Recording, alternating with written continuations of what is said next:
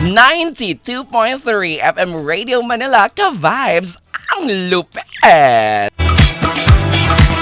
Eto na, kasama natin para pakinggan ang kanilang bagong awitin.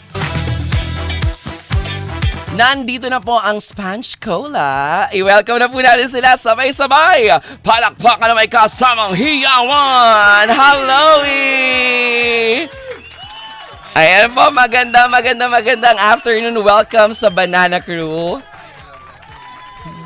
Ayan, hello. Narinig niyo po ba? Pwede po ba kayo mag-headset para at least sige. damang-dama po natin at feel na feel po natin, di ba? Alright, I'm locked in. Hello. Yan, Yeah, got okay it. na. Yeah. Yes, so sir, syempre naman, si Sir Yael, naku matagal ko na itong nakakasama sa mga pa-events, nakikita ko silang madalas, minsan magkakasabay kami kapag may mga pa-concert, ganyan. Magandang hapon po. Hi, magandang hapon din. Hello. Hello po sa inyo. Syempre naman, Sir Yael, ang mga kasama po natin, mabatiin din po natin sila. Ay, andito si Ted Mark. Ted Mark, say hi. Magandang hapon sa inyo lahat. Wow, ayan. Hello po, si Arman Puto, gitarista ng Sponge Cola. Hello. Nako, syempre may isa tayong hindi nakasama ngayon, baka meron siyang ginagawa. Nasaan po ang isa nating kasama? Nasa Kazakhstan siya ngayon kasi honeymoon niya. So, huma-honeymoon muna. Kakakasal lang yan last week eh. So, Sana all nasa Kazakhstan. ang Diba? ganda daw. Correct. Yeah. Habang di ba yun yung mga katunog ng mga parang mga pa-Iran, yun yung mga katunog nun eh.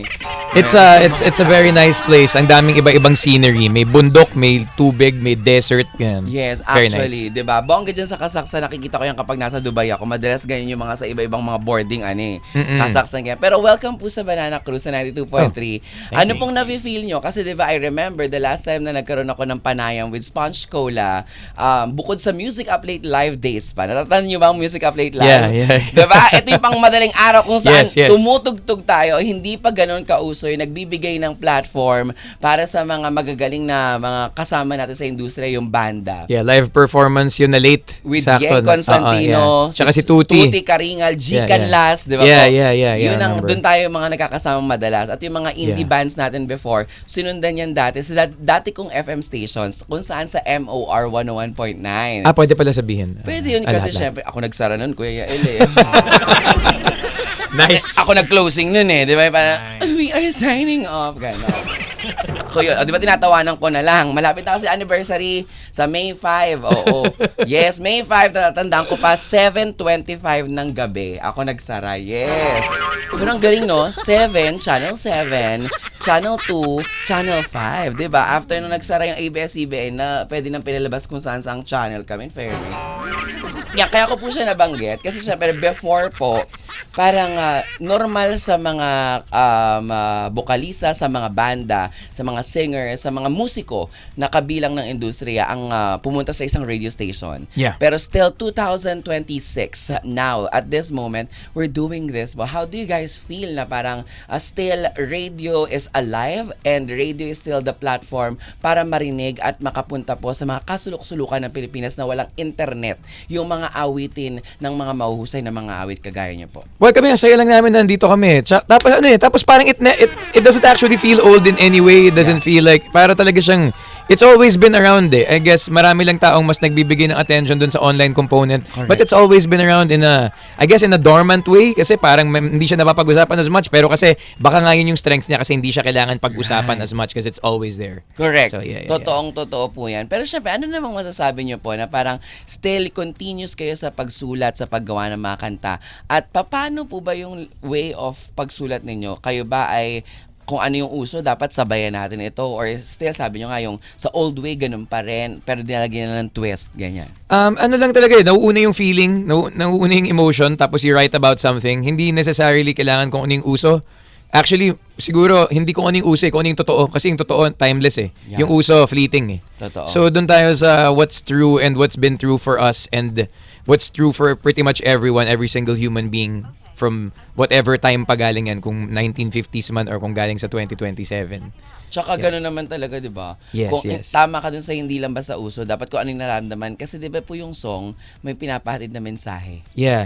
sa mga tagapakinig. Either Yes. ikaw na composer or either kung sinong gumawa at sumulat, sila yung nakaramdam nun or naramdaman ng malapit nilang kaibigan, kamag-anak. Yes, exactly. Tapos maganda na ma-feel din yon or may ibang ma-feel ang ibang tao. Pero kasi pag linabas mo naman yan, hindi mo na mamomonitor kung ano yung mararamdaman ng makikinig sa'yo. Pero ang maganda ay meron siyang nagagawang break sa silence at may na-feel ang Tama. taong nakikinig nakikinig. So, yeah. Pero na-experience yun rin ba yung nagalabas kayo ng awitin ng mga kanta ninyo tapos hindi ganun agad-agad na nagkiklik, yung nahirapan na bago makarating sa mga tagapakinig? Nangyayari naman talaga siya. I mean, kahit sino. Pero kasi ang point naman, well, for us at least, we will still, gagawa kami ng music kahit naman sino makinig, kahit ilan, kahit dalawa, kahit tatlo, kahit 50,000. Parang we're gonna keep doing what we do because this is who we are. Totoo. It's become parang part of us eh. Hindi siya task.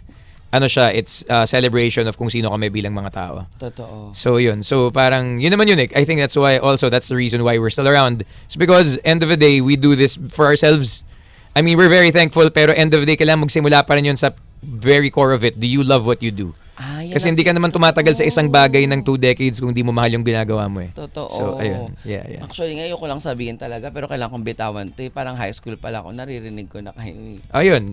Ako, high school rin ako noon eh. Kasi maaga kami nag-start eh. Diba? Yeah. Para kami, kasabay namin si LeBron James eh. Si LeBron James, galing high school, diretso NBA. Kami, magka-batch kami, seryoso ah. 4th year high school si LeBron, 4th year high school kami. Kami nag-music kami habang nga sa college, si LeBron, diretsong NBA. O, diba? So, yeah. So, ibig sabihin, magkakaano kami, diba? Magkakaedad lamang po kami, mga ka-vibes. Kumbaga, parang nasubaybay ako. I remember pa nga dati, tama po, diba? Nagrumampa kayo ni Tuti sa Cosmo. Ay, hindi ako yan. Alam ko meron. Hindi ako yan. Baka it's some other guy. Totoo ba? Yeah, I don't do that. Totoo, Yael. Yeah, I would never. Totoo? Never. Hindi, alam ko nag-Cosmo eh. Kalokale. Yeah, hindi, it's possible na maybe for a picture, but yung ramping stuff, I Ayun, don't... sa photo. Yeah, yung sa photo. Yeah, baka picture, yeah. Pero I don't do the ramp thing. Oo, sa Yeah. photo. Kasi parang yung mga hot na mga banda, na mga vokalista. Hindi siguro ako yun. Yeah. Alam ko, totoo. Mga pictures. Hahanapin ko. Hahanapin ko Yeah. talaga yan. Pero matagal na panahon na yun. Parang graduate ko lang halos ng college yan, ganyan, oo.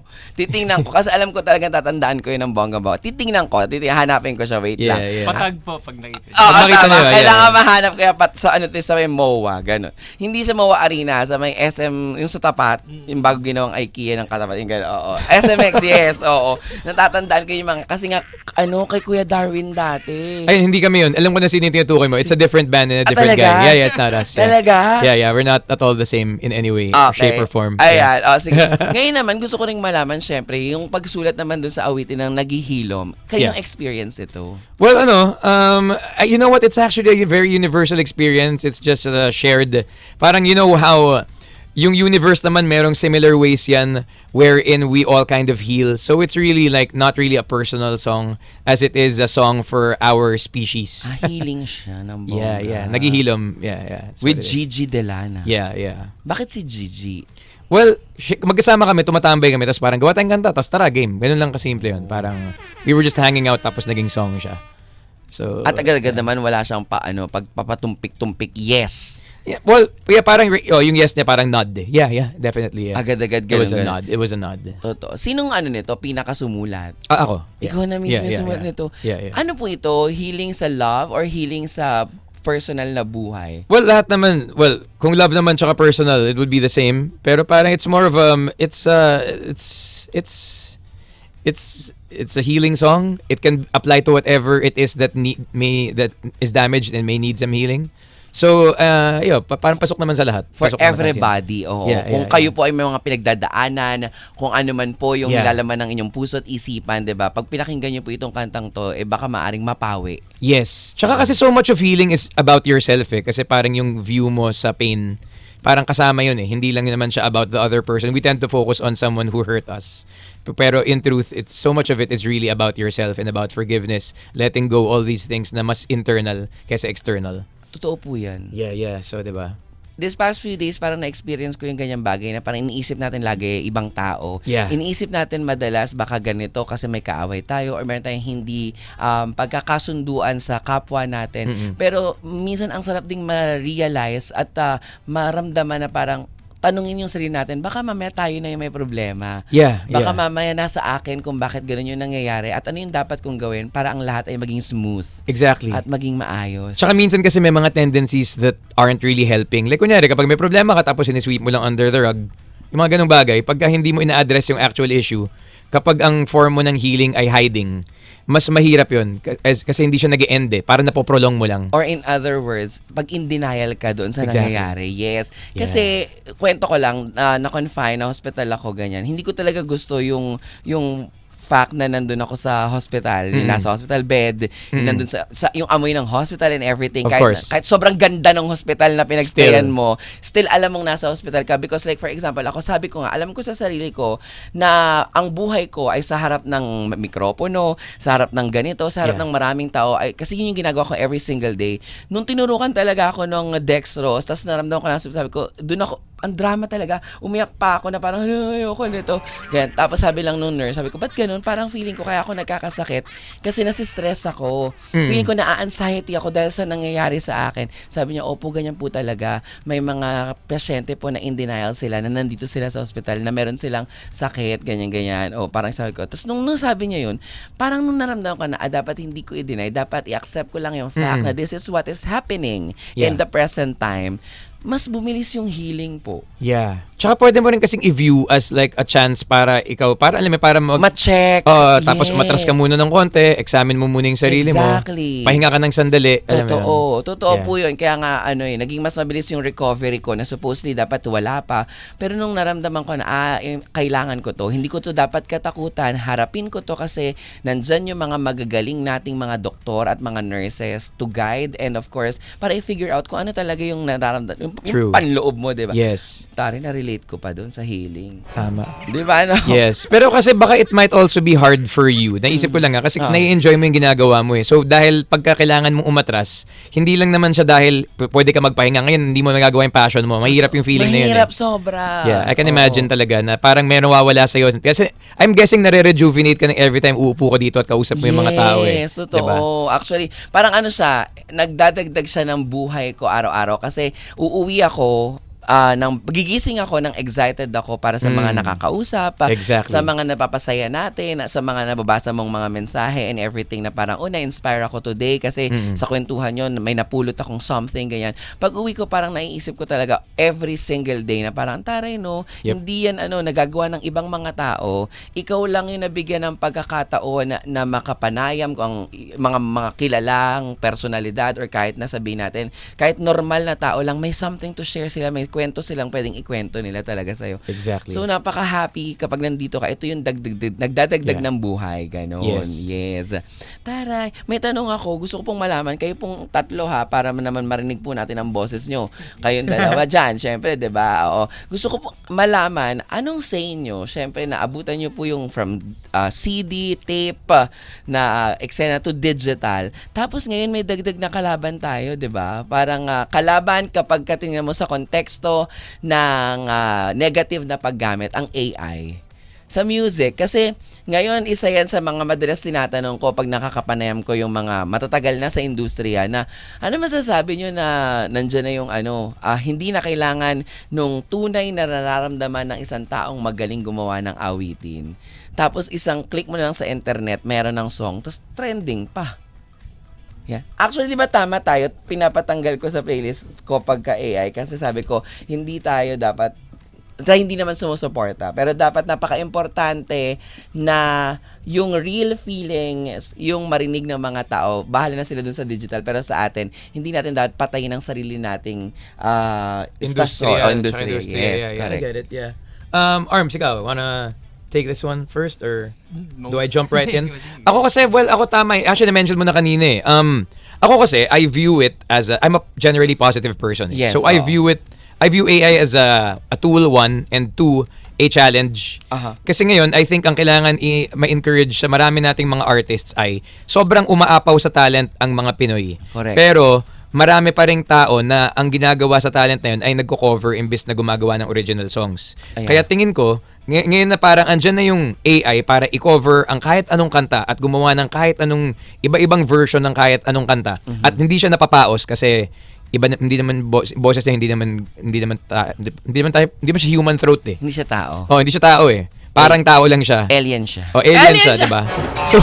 So parang ngayon na nandiyan na yan, I think parang wake up call siya for artists, for singers to become artists, to Yes. create to not just showcase your talent but to tell your stories kasi kailangan mong gumawa ng songs. Ngayon, yung AI kaya rin naman gumawa ng songs. Pero sa nakikita ko pa naman so far yung songwriting ng AI medyo limited pa eh. So hanggang kaya pa yan, labanan mo na muna. Tapos, parang just you can't just be a singer now, you have to be an artist. Correct. So, yeah. Alam mo, bago po kayo sumagot, may naisip lang ako sa sinabi ni Yael, no, na parang ang siste, tama, nagsisimula sa school. Kasi di ba parang sa school, naalala ko professor ako for mabilis na panahon. Yung mga bata, di ba hindi kasi nagsusulat? Parang ang gamit na nila, pinipicture na nila yung notes sa board o kaya, sir, pasend na lang po kami ng PowerPoint sa amin. Tapos madali sa kanila yung sa research kasi nga nagagamit nilang tool yung AI. Mm-mm. 'Di ba? So parang sa pagkanta rin, 'di ba? Parang in short natatamad na nung mga ganap. Actually, Di ba? Tamad na ng ganap pero samantalang tayo sa panahon natin, proud na proud tayo at ang iba yung tibok ng puso natin nung pakiramdam na, uy, may bago ko nasulat, pakinggan nyo. Exactly. 'Di ba? Ngayon, 'di ba, parang hindi mo magagawang ganun, hindi mo maipagmamalaki kasi alam mo sa sarili mo na hindi naman ikaw ang gumawa nun talaga. In-AI mo lang naman. In-AI mo din siya. na please do caption, pati nga Instagram mga caption, pinagawa nyo na lahat sa AI, tatamad nyo eh. Please do caption, di ba yung mga ganun-ganon? Yeah. Ay, iba pa rin talaga kapag ikaw ang lumikha ng isang bagay. Kumbaga, yun yung mapapagmamalaki. Legacy mo yan, no? Hanggang pagtanda mo, Yes. sulat ko yan. Yes. Word by word, akin yan, di ba? Ganun. Exactly. Kahit sa mga captions, tama, I do notice that. Di ba? Yeah. Notice ko minsan, dahil summer lang, summer IG caption. O, di ba yung mga ganyan? So, parang kaya minsan pala nakikita, hindi ko nilalike yung mga ganun eh. Kasi kahit sobrang ganda, sobrang pogi nung nakikita mo talaga, hindi ko nilalike kasi parang, yung si Bakla, nilagyan nilang sana ng sun na emoji, okay pa. Di ba? Mas totoo pa Mas yun, totoo pa yung emoji, tapos kaya yung puno ng coconut na nasa island na maliit. O, di ba? Mas mararamdaman mo pa siya, di ba? In fairness. Kayo po, sir. Ayun naman. Totoo naman po lahat ng sinabi nyo. Matinding paghamon po siya sa atin bilang manunulat, mga musikero, ganyan. Gusto ko yung panimula mo ng ito po ay isang matinding paghamon. Wow. Kasi kung yun yung kayang gawin ng AI, syempre parang kailangan natin sagutin na parang kung yun yung kaya, ang kaya lang naman yung gawin, kunin ko ano yung meron ka na eh. So, Totoo. hanapin mo natin ngayon kung ano yung mga yung gusto talaga natin sabihin, yung kwento natin na tayo lang talaga yung naka-experience. Tsaka with songwriting, kasi napapansin ko, lagi tayo nakafocus dun sa end result, dun sa kung viral siya, kung hit siya, kung magaling tunog. Pero may process din kasi na may nagagawa siyang healing sa'yo or may nagagawa yung pagpapayaman ng buhay pag nagsusulat ka ng kanta. Kahit hindi mo nga parinig sa madla kahit parinig mo na sa isang tao, basta may ginawa ka, dinaan mo yung emotions mo dun sa kanta, may nagawa ka about it. Yun na yun. May nagagawa siya na hindi lang siya about virality or hits. Yeah, Totoo. actually true. Pag-express mo, pag-deal mo dun sa emotions, experience na yun, yun yung that's the stuff eh. Totoo. Ang ganda po nung sinabi niyo na no. Kasi yung mga tama yung bago nakuha sa AI naman, nagawa rin niya ng mga magagaling na tao. Yun nga kasi Kaya din yung yes, oo. Kailangan din natin pangalagaan yung mga songwriters also na syempre ilang years din nilang pinagginalingan yung craft na yun, nag-practice sila para dyan. May kinukunan yung AI. Kumbaga sa sa salitang cartoons, 'di ba? Mga nagpakadalubhasa, 'di ba? Mismo. Yes, oo, totoo, nagpakadalubhasa. Taon ang ginugol, 'di ba? Para mailabas yung pinaka-creative juices ng bawat mahusay na mga musiko natin sa larangan ng industriya ng musika, 'di ba? Opo. Kayo po, thank you sir. Kayo po sir. Actually, malakad din kasi, malawak din yung pag sinabing AI like nung sinabi ni Yael, pwede siyang gamitin tool. Para sa akin, gamitin mo siya to enhance your, kunwari pagka writer's block ka, yung mga ganun, parang gamitin mo yung AI para matulungan ka sa paglikha mo pa rin ng art, whether it be music or copyright or writing a caption. Yeah, pero actually even before pa nagkaroon ng AI, meron namang Shift F7 sa Microsoft Word kung naghahanap pa ng alternate words eh. So parang meron namang ganun dati pa eh, di ba? Totoo. Kumbaga parang nag-innovate lang din. Parang just took it a step further. Ngayon, kausap mo na kasi yung chat GPT eh. Pwede nang diba? i-discuss Gusto ko yung and i-tweak. Gusto ko yung talagang napaka-specific yung Shift Alt 7. Shift F7. Oo. Parang kapag Microsoft Word. Para makahanap ka Diba? kung ano yung alternate na salita pwede mong gamit. Tama, kasi sa paglikha ng lyrics, di ba? Minsan, tayo, dahil sa sobrang gusto tayo maging creative, yung salita dapat iisip tayo ng ano pang pwedeng salita na nababagay dito. Oh, tsaka may varying degrees kasi yung bawat word eh. Parang hindi naman lahat ng bagay ay intense eh. So, may mga words na pag yun naman yung ginamit mo, kailangan mo yung Shift F7, tapos kailangan lighter word. Sorry kayo. Pagka talagang pinalawak ko pa yan, Filipino 101 tayo, te. O kaya English, di ba? Oo. At least, alam nyo po, mag-collab po tayo, pa-workshop po tayo ng songwriting. Nagkaroon ng workshop. Sige po, game time. Hindi, masaya yun. Hindi, Masaya pero gawin yun. seryoso yun. Di ba meron kayong programa, DJ Sarge, yung sessionistas, naku, kung available ng mga mahuhusay nating mga kasama, sina Sir Yael at ang Sponge Cola, di ba? Game ba kayo, sir, na magbigay ng online songwriting workshop para sa mga bagong mga awit natin? Ganyan. Actually, masaya yun eh. Tsaka pwede nyo nga gawin yun na magkakaroon kayo ng finished song by the end of the hour eh. Yes. Like naka-record na and everything. Kaya yun eh, mabilis. Lalo pa may mga gamit po tayong ganito, Exactly. diba? Yeah, super fast. Ay, alam ko na, mga sir, yung mga boss ko, kung nakikinig po kayo, sa podcast pwede yun. Tapos on the spot. Oo. Sa podcast talaga! Sa podcast. Di ba on the spot po? Kasi syempre dito, baka mamaya may mga commercial tayo masagasaan eh. No?